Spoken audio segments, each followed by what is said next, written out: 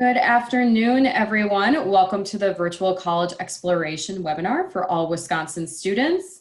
Just as a reminder and some housekeeping items as we are all joining this session, you will have the opportunity to sign up for more sessions if you are interested through wacac.com. This recording is also going to be available after today and after the sessions that we have running from now through next week. So if you would like to explore any of the other sessions that you may have missed, we are going to be posting any of these all of these recordings to the WACAC website. Your camera and microphone for today's session are going to be turned off, but you do have the Q&A available for you so that you can ask questions for our panelists today. So make sure that you are using that Q&A button to ask any questions and to type out your questions for the presenters. At this time, I will let our panelists take it away and start our webinar this afternoon.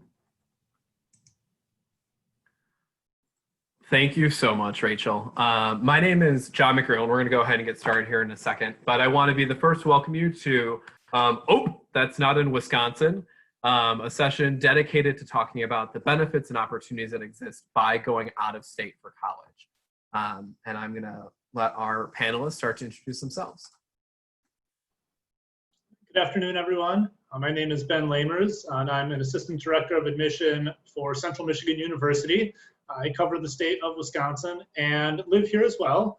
Grew up in the Milwaukee area, born and raised, and currently live in Shorewood, just north of the city. Hi, everyone. Good afternoon. My name is Britta Mitchell. I'm a senior admissions counselor at North Park University. I actually live in the city of Chicago, just north of our institution, and my territory includes Wisconsin, Michigan, and the north suburbs of Illinois. And I am super excited to be here. I am your recruiter, and I can't wait to tell you more about the opportunities of exploring colleges outside of Wisconsin.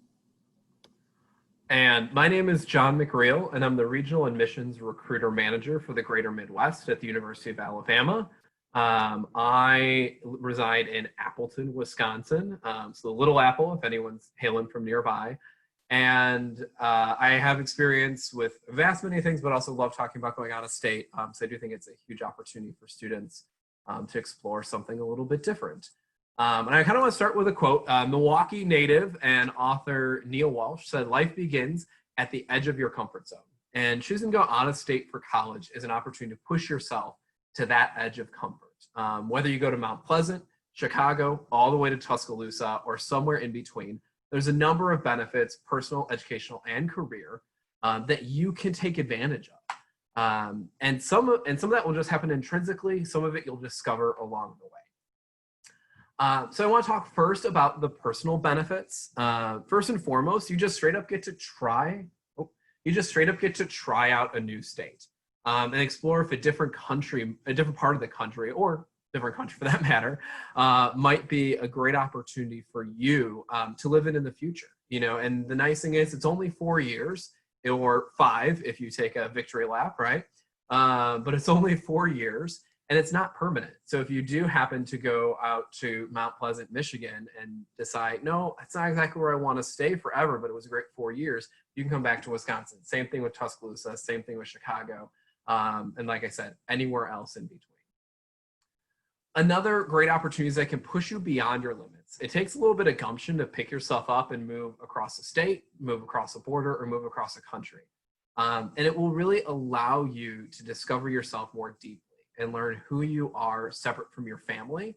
I remember for myself, I didn't go that terribly far away for college, but I went over an hour. And I remember that it really allowed me to discover kind of where my family's beliefs ended and where my own beliefs began. And I was able to evolve those beliefs going through that process. So it really was kind of this personal self-discovery that I was able to take advantage of, as well as becoming a more well-rounded individual. You can immerse yourself in a new place with different traditions.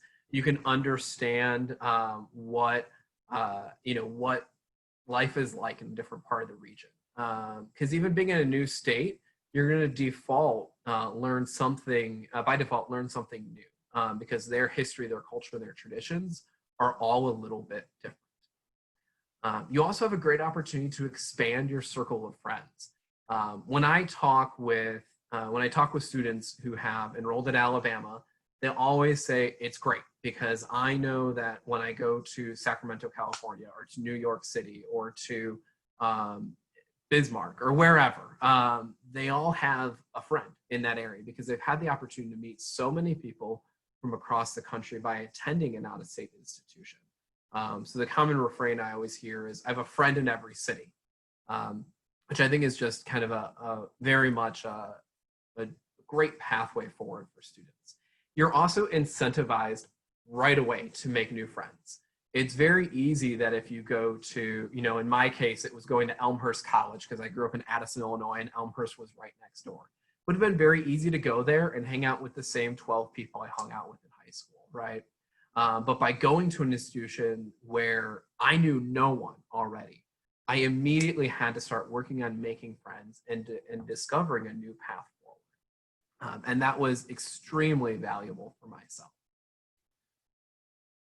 And there are a number of educational benefits. The first one I'll give you is, it kind of dovetails a little bit into what I was just talking about, but I think also has great education value as well, and that's a new cultural experience.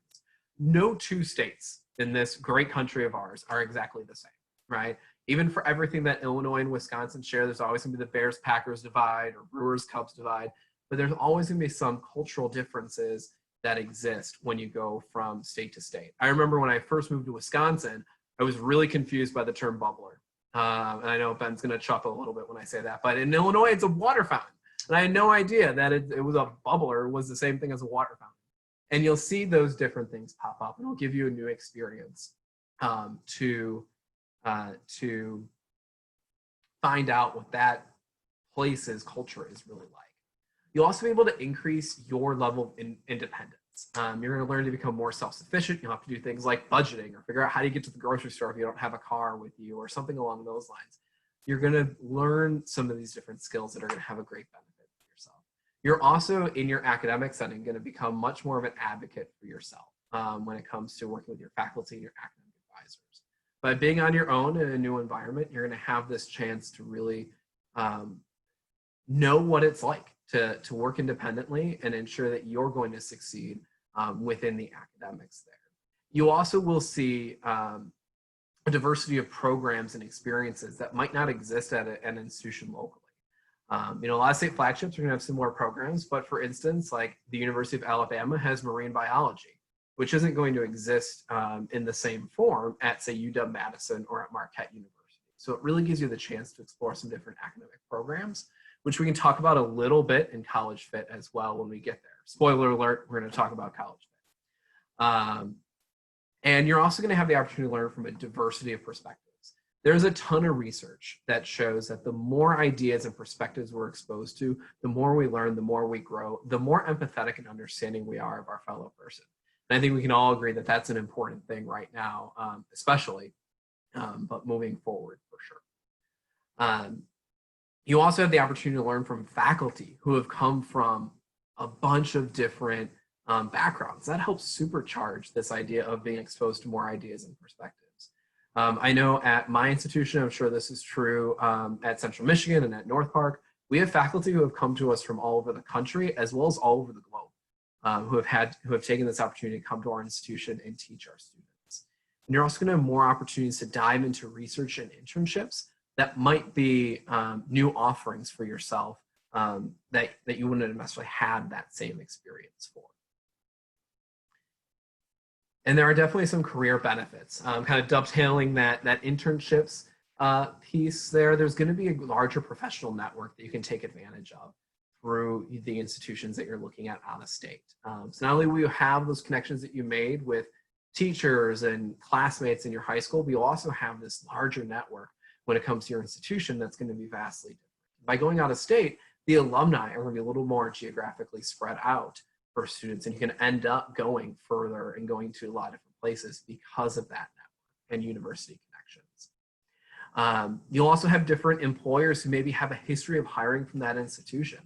I know there are companies that will specifically hire students from Alabama or Central Michigan or any other institution or North Park or any other institution simply because it'll give you a leg up, simply because they maybe know someone who went there as well. So you've got an opportunity that way. You also have a lot of different career prospects that may open up to you with those connections, with those internships and those career fairs and events, as well as just what is geographically near you.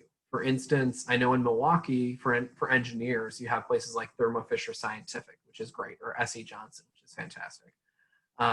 But say in Alabama, you have places like Mercedes that are a lot closer. So you have some different opportunities that way to experience different future employers. You also have varying research opportunities depending on location, and different things that you'll be able to go in and do. So you want to take a look at those opportunities, especially if they're going to be relevant to yourself and your career forward, especially if you're thinking a heavy science and science-oriented field, or if you're thinking about medical school or anything along those lines. So part of this does really come down to, you have to know what you're looking for, and you have to have an idea about what exactly you want to research with, or what you exactly want to do during your 4 years in college. So whenever I talk about school size and fit, this is one of my favorite topics. I won't go through my whole 30-minute presentation because then Ben and Britta won't have any time to talk, but I'll kind of briefly talk about this. The important thing is for you to ask yourself what's going to be important to you in your college journey and in your college search process, and what you want to accomplish within those 4 years, and then develop a list. And you should think about this through institutional style. Do you want to be at a large institution or a small institution, a public institution or a private institution? Do you want a large school atmosphere with D1 athletics? Do you want to know everyone in your classrooms? What is that going to look like for you, and what's going to be on that list in terms of that institutional style? You also want to think about the academic fit, right? You don't want to go to an institution that doesn't have your major, right? If I'm interested in marine biology, I can't go to my alma mater, the University of St. Francis, because they don't have it. So I'm going to need to look further afield for that. Or maybe, depending on what that academic fit is going to be. You'll also want to think about maybe class sizes and things along those lines that help you know if you're going to have the classroom experience that you're expecting as well. Additionally, you'll want to know about campus culture. What's it like to just be a student day to day there? What are student activities going on like? What is going to be that opportunity within in the campus itself? And what are you going to be able to do outside of the classroom? Because that is just as much the college experience as inside the classroom is. And finally, I won't go too much into this because it's going to dovetail straight into what Ben is going to talk about. But you want to pay attention to the financial fit as well. And so with that, I'll turn it over to my good friend, Ben Lavers. Yes, so I get to talk about cost and paying for college, which is not always a fun thing to talk about because, as I'm sure most of you know, college can be very expensive. And that's just the world we live in at this juncture, essentially. I did a little bit of research before this because I was curious to see how wildly the costs vary between institutions. And just purely talking tuition, we'll get a little more into the weeds here in a second, but if we're talking tuition, the most expensive that I could find per year was just a smidge under $60,000, and the cheapest that I found was about $6,000. And these are both four-year institutions, so it's all over the map. And then you're going to have what I list on this slide: your sticker price and your actual price. So your sticker price is going to be what Central Michigan, Alabama, North Park, what we all publish in our materials. You see it broken down if you get a pamphlet from us. If you look at the website, you'll see tuition, room and board, fees, et cetera, et cetera. That's going to be the sticker cost of the university.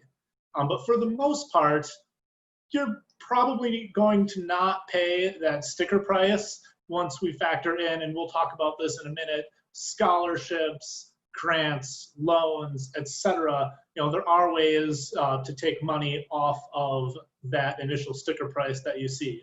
So it is totally okay if you see a price to be blown away by a minute, but don't let that rule out a university until you've maybe done more research, talk to the school, see what scholarships you could be eligible for, because it's very possible that once it's all said and done, that school with the high initial sticker price could end up costing you potentially less than some of the other schools that maybe had an initially lower sticker price, but you maybe didn't get as much financial aid from them.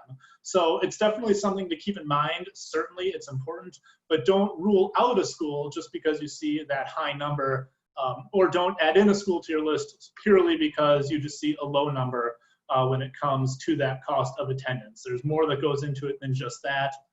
And then, unlimited costs. You're going to spend money on other things while you're in college. You just will. I know at Central Michigan, we have listed, when we break down the cost, different estimated fees, one of which is travel and miscellaneous. And, are you going to pay that? If you're driving the 5 hours or so to Central Michigan, of course, you're going to fill up a tank of gas here and there. You're probably going to stop for lunch somewhere along your way. You're obviously going to spend some money. You're going to spend money at the bookstore. You're going to spend money around campus. You're going to spend money going out with your friends. We list our estimated cost for travel and miscellaneous at about $1,300, $1,400.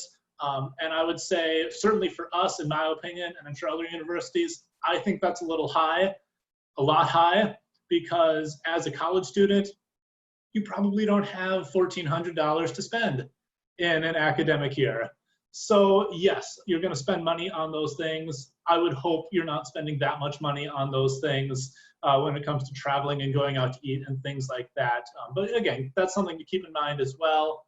And then books, you're going to have to invest in some capacity in textbooks for your classes. For some classes, I think especially now moving forward, more ebooks will become more readily available. Ebooks are significantly cheaper than the physical textbooks are.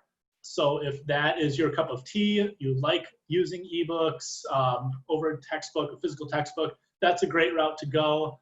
Otherwise, if you know someone who has taken a class previously, friends, or if you just find them on your school's social media page, you can buy your textbook from them in the lobby of the union on your campus, and that tends to be cheaper than going through your university bookstore or anything like that. Or if you have a local half-price books, they have a lot of good stuff in there. You should go ahead and check that one out as well. So there are those other costs, but there are ways to shave them as well. Like I said, with textbooks, if you're driving home, carpool with other students from Wisconsin, because you will have other students from Wisconsin, no matter where you go to school, whether it's Central Michigan, North Park, Alabama, you won't be the only one. You will find others, so you can save some costs in that way as well. And then when it comes to comparing schools, I kind of said this before, tuition costs vary all over the place. And you might be asking, well, why is University X, $50,000 and University Y is $15,000? What's the difference? Well, there obviously are differences, but a lot of what those are, depend on, is the university public, private, what programs are offered, what national, international footprint are they going to have, and things like that. Even though I know, that sometimes you might be looking at, two different schools, and it's like when you walk into a McDonald's and you're debating between a McDouble and a double cheeseburger, the only difference is a slice of cheese and that 40 cents. Then you're like, why? And it's a similar concept. Do you want that slice of cheese or not when it comes down to looking at your schools? So it's something to consider when you're comparing those price points. A lot of schools will give you a nice PDF where it'll list out, your actual cost. And then, probably at least one person listening to this will, say, "Ooh, I could send that to a different university and see if they match it." Please don't do that. But you can do that as well. A lot of universities will give you a pretty close ballpark in the spring of your senior year, what you're going to end up owing for that fall. So it ends up being a fairly easy way, at least by the numbers, that you can compare each schools with one another. But now let's kind of move on and talk a little bit more about how to knock some of those costs down. And scholarships are the best way to do it. I will touch on grants and loans on this slide as well while we're talking about this, but scholarships are the best because you don't have to repay them ever. It is the university or an organization essentially handing you money and saying, here, use this, come to our school, and we will give you this money. It's really that straightforward, although there are a lot of different types of scholarships. So merit scholarships are the most abundant that you will find out there.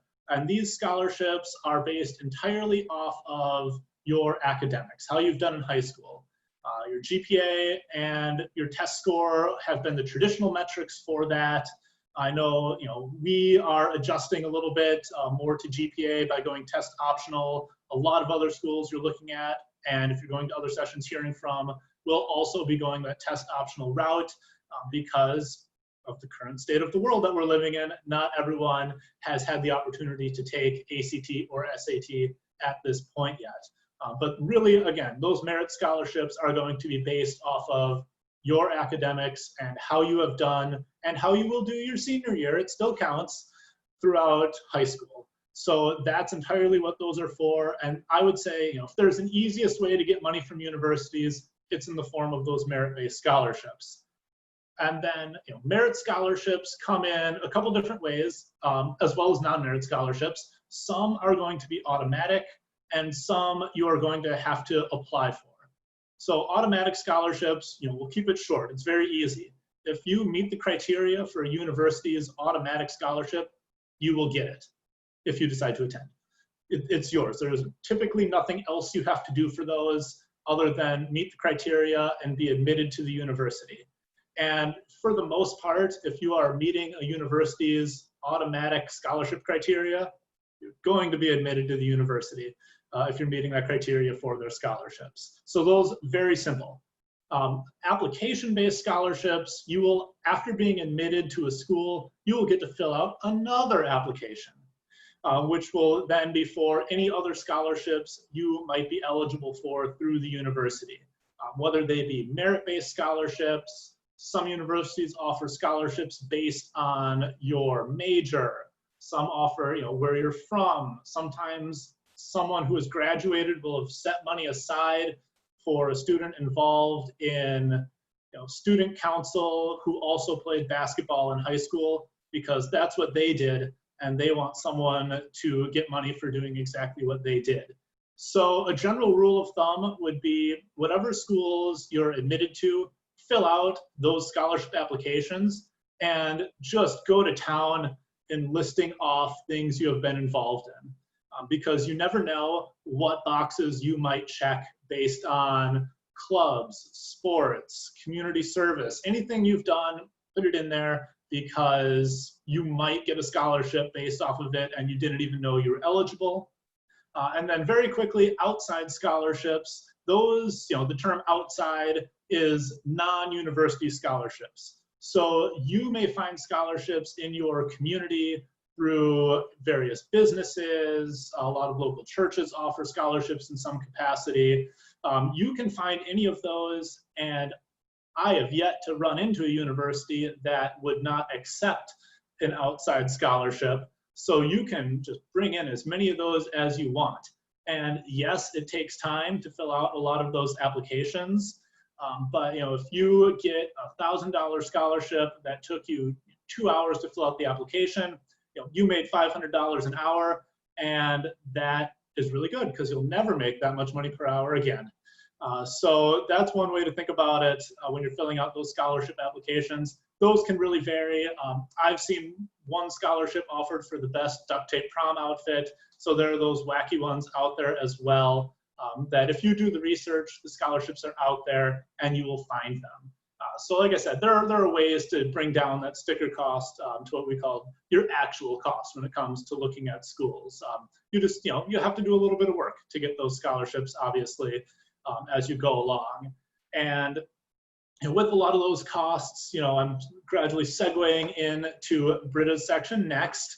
But you do want to take into account, how far away you are as well. Because when I talked about those travel-based expenses, for all of you, it's going to be the cheapest to go to North Park, probably the second cheapest to go to Central Michigan, and probably the most expensive to drive or fly to Tuscaloosa.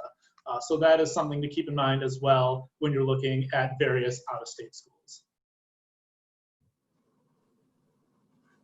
All right, thank you for that, Ben. So you guys, I'm going to talk to you about the distance from home and what that may look like. And I'm a big Dr. Seuss fan. I'm an English lit major from North Park. And so I just absolutely love this quote because I think it's kind of an embodiment of what the college student is anticipating, or the prospective college student. So you have brains in your head, you have feet in your shoes, you can steer yourself any direction you choose. You're on your own and you know what you know, and you are the one who will decide where you go. And I think that's something that a lot of prospective college students don't realize they have that power. It's not about mom and dad. It's not about where your best friends are going, where your boyfriend or your girlfriend are going. I know it's the end of the world if you're not going with them, but trust me, if it's true love, it will last. You need to decide where you're going for you. And so, you know, the distance can be a little daunting. You have to be a little adventurous. For me, I was living in California and I decided to go to North Park in Chicago. So it was half a continent away, but I really didn't want my parents being able to show up at my dorm and do what I call the pop-in. I wanted that autonomy. So if you're thinking about North Park, just to give you a frame of reference, we're about 2 hours from Madison. We're about an hour south of the Wisconsin border on the 94. So as Ben was saying, we're probably the closest. We're driving distance. If you live in Milwaukee, you could always take the train to downtown Chicago, change from the Metro to what we call the L, or the elevated train. And the Lawrence Kimball Brown line is maybe half a mile from North Park. So, you know, that's a little adventurous in yourself. You've got to figure out public transportation in order to be in Chicago a lot of the times. For Central Michigan, you're going to be driving, depending on where you are in Wisconsin, you may go up and through the UP, you may go down through Chicago and Indiana. And if you're going to Bama, you're probably going to fly. So that's just the way it is. But that may be something that you're interested in, and you need to decide, how far away from home do I want to go? Because as John mentioned, you know, the farther you go, the more independent you are, the more you're going to learn, the more you're going to expand your horizons by going out of state. And so while the distance from home can be daunting, it shouldn't necessarily be what rules out an institution for you. And that's where the campus visit comes in. So there have been a lot of changes because of the climate that we're currently living in. And something that is a new benefit are these virtual opportunities. I know that at least for North Park, we had a virtual tour, but we didn't have a virtual visit until we had to close down our campus and start rethinking how to tell students about North Park in a real way. So most students that I speak with have anywhere from 10 to 20 institutions that they are looking at all over. There are over 5,000 degree granting institutions, so to narrow it down to 10 or 20 is a really great feat. And maybe you have done that because you have family members that have gone to that institution, or you have friends that have come home from college and talked to you about those schools, or maybe you've been paired on a school platform like Naviance, or your counselor has talked to you about these places. And so they're on your list, but maybe they're not in your top 5. So going virtual and seeing those schools in that way may be a way for you to narrow down your list, or to consider putting them in your top 5 because you didn't realize that it was an option for you. So those are some things to consider. Another thing to consider is the flexibility in your schedule. I know that a lot of you are going to be virtual this year, and maybe you have a more flexible time frame. So you can be looking at, when do different institutions offer their online virtual visits? Is it every day? Is it just Wednesday at noon? Are they offering weekend opportunities? Are the athletics departments offering virtual meetings? Those are all things to consider when you are looking at the flexibility of not only your schedule, but the institution's schedule as well. And virtual visits obviously can help you cut down on those costs that Ben was talking about. I know that in the past, we've always pushed for go and visit the school. When you get on campus, you're gonna know this is the place to go. But maybe that's not an option this year, either because of the restrictions that have been applied because of COVID-19, that schools are not open and not hosting on-campus visits, or because it's really far away and it's going to cost you a hotel and gas and food, and you just can't do that this year. So the benefits of the virtual opportunity are really great, and I do suggest taking full advantage of those. They can also help you decide which schools you do really want to try and go and visit. And so maybe, like I said, that's your top 5, or your top 5 has changed and now you have a different top 5 that you really want to see before you make that decision. Maybe you've applied to those 5 schools, maybe you've been accepted to all 5, and you have 5 admissions counselors calling you, emailing you, texting you, telling you how great the school is, how much we want you there. You've got great financial aid packages. You can have all of these experiences. But until you maybe can go to that campus and rule it out or rule it in as one of your final top 3 choices or top 2 choices, the virtual visit can really help with that. And then that on-campus visit can be that final step for you. I also included major programs. You know, the on-campus visit, maybe you can meet with a professor. Maybe you can meet with one virtually, but more often than not, that face-to-face interaction is really important to a lot of students. Being able to talk to somebody in the nursing department or the business department, being able to do a music lesson and see what it's like to have that instructor teach you how to do things. That can sometimes be a very important aspect of the on-campus visit. And then it may help you really seriously consider a school that you may not have fully considered before, but because of the virtual visit, that really has become a school that you're interested in.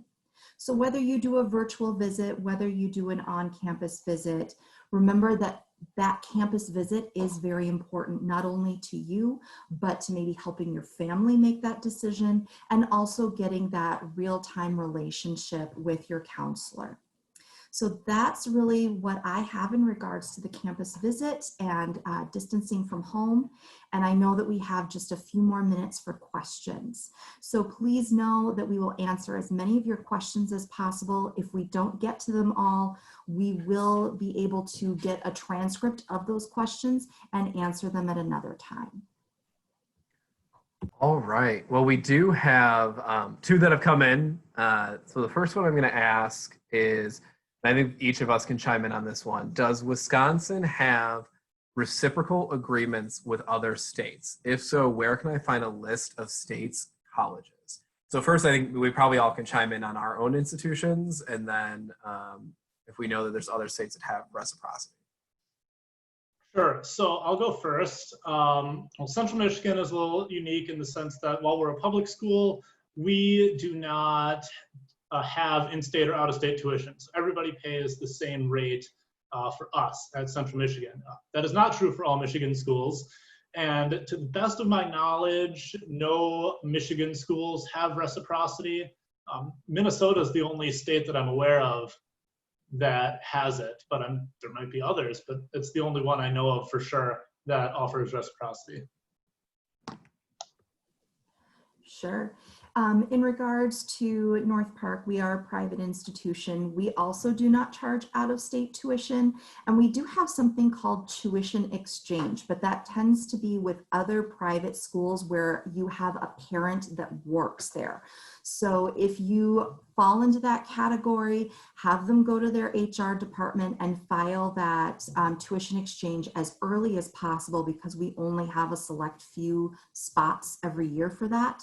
But like Ben was saying, you know, most universities that I know of do not currently have reciprocity with Wisconsin in that fashion. And I'll say Alabama does not have specific reciprocity with the state of Wisconsin. We do have a myriad of merit-based scholarships that can get you very close to in-state rates, if not even better than in-state rates when it comes to tuition. So you always have that as an option as you're looking at it. And those scholarships range up to about $28,000 per year, or even some larger ones if you're a national merit finalist or something along those lines. In addition, I'll echo what Ben said. I know Minnesota has reciprocity with the state of Wisconsin. I know some schools in Illinois will do like a neighboring state type of a deal, where if you're from Wisconsin or maybe specific counties in Wisconsin that maybe are within 50 miles or something like that, they'll do a specific rate as well. So it's just important to make sure that you're asking that question of your admissions counselor, which is a good plug for me to say there is a Q&A chat box. So please, please, please, we have about another 10 minutes or so in this room. So please add whatever questions you do have.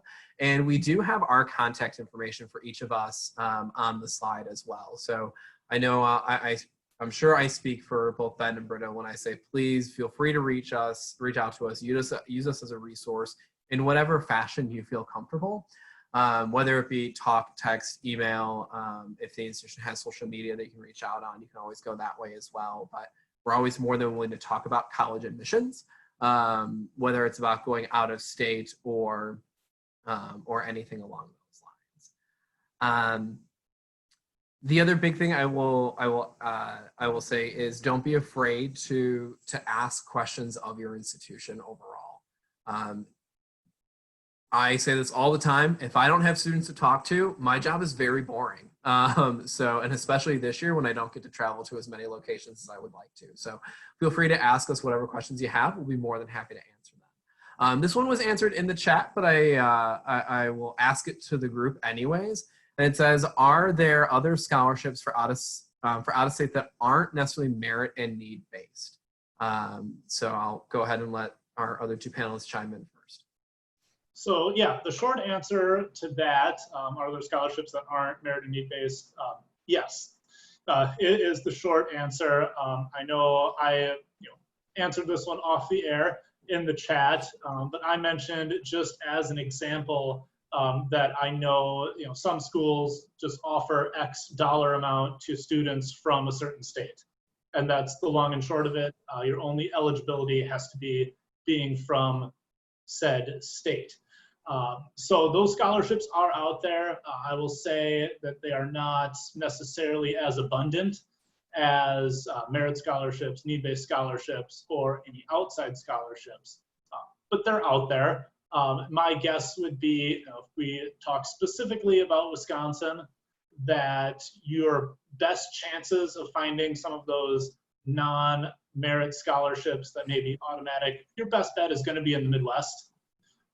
Would be to find those in bordering states. In all likelihood, that's going to be your best opportunity. It would be your Michigans, Illinois, Minnesotas, depends how far out you want to stretch the Midwest. Your Ohio's, your Indiana's, your Iowa's, places like that are going to be, I think, more likely to have some of those specifically for Wisconsin students.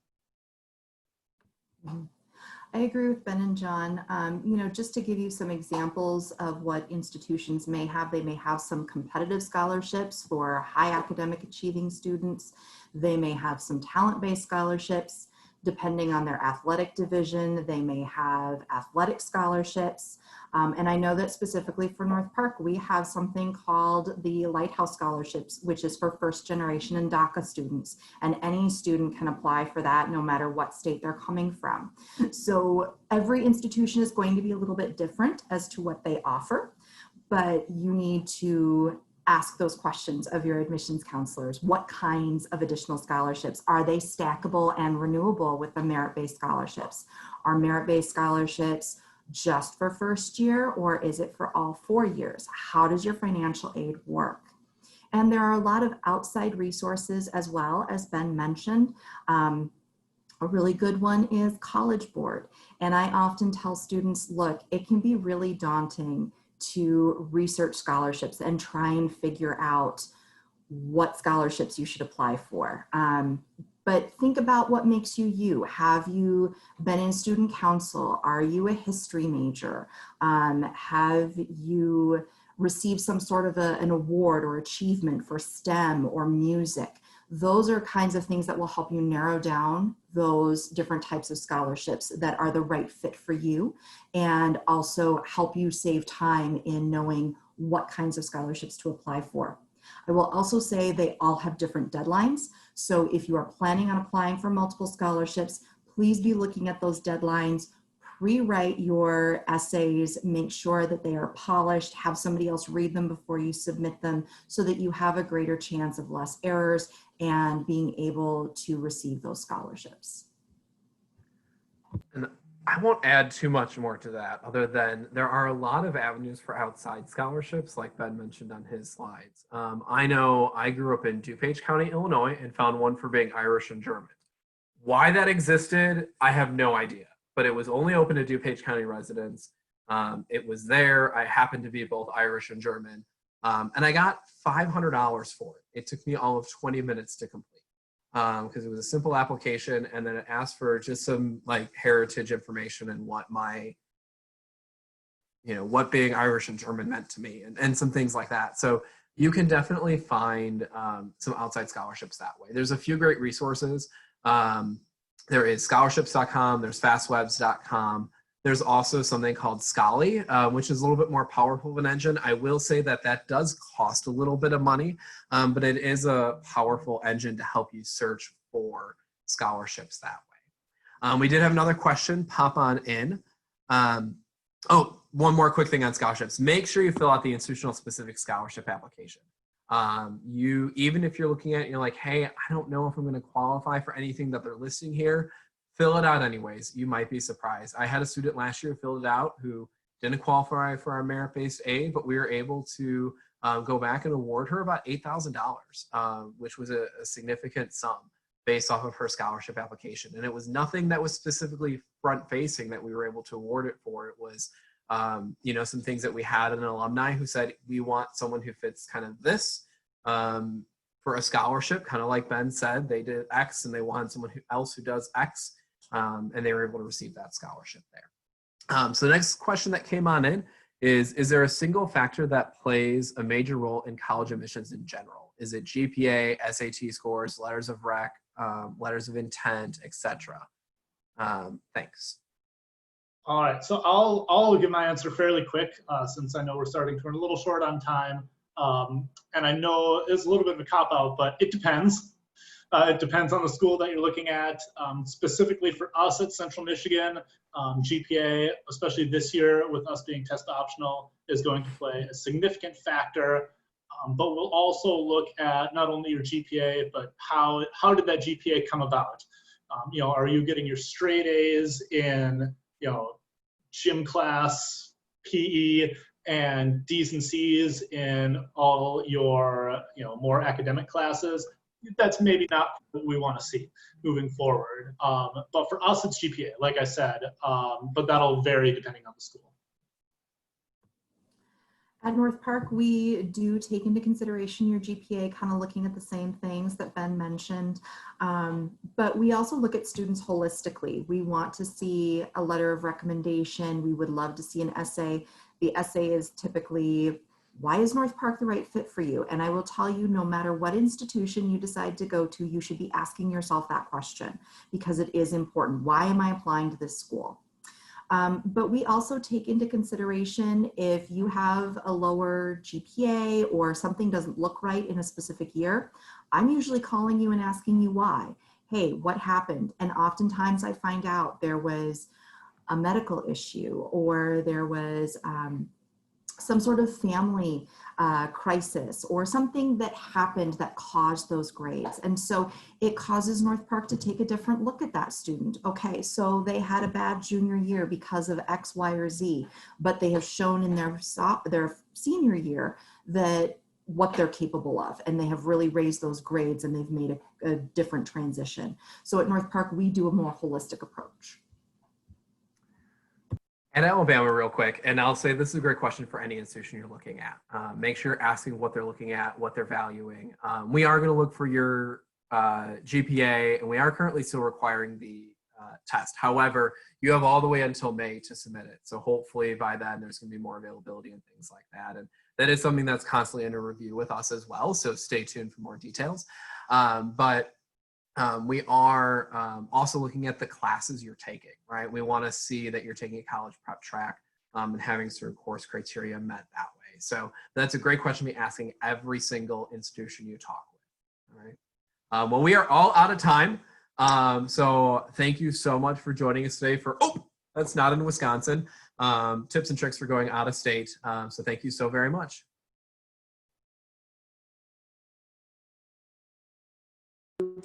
Thank you everyone who joined us today for this webinar. As we are closing out this webinar, we just wanted to say that when this window closes, a 4-question survey will appear. And we will also be, again, having all of these recorded sessions added to WCAC, and you can register for more sessions on WCAC.com. A big thank you to our panelists today and all 3 of our presenters, and I hope that all of you have a great rest of the day.